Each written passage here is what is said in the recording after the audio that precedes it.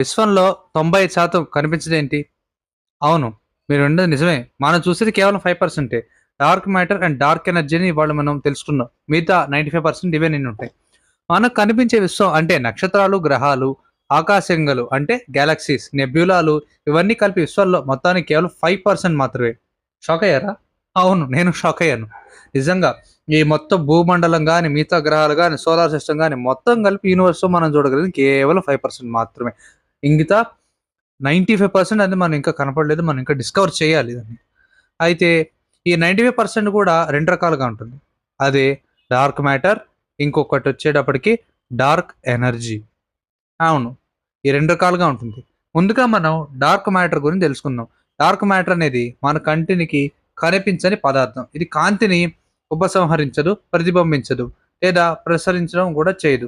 కానీ దీని ప్రభావాన్ని మాత్రం గురుత్వాకర్షణ శక్తి అంటే గ్రావిటేషనల్ ఫోర్స్ ద్వారా మనం గమనించగలం.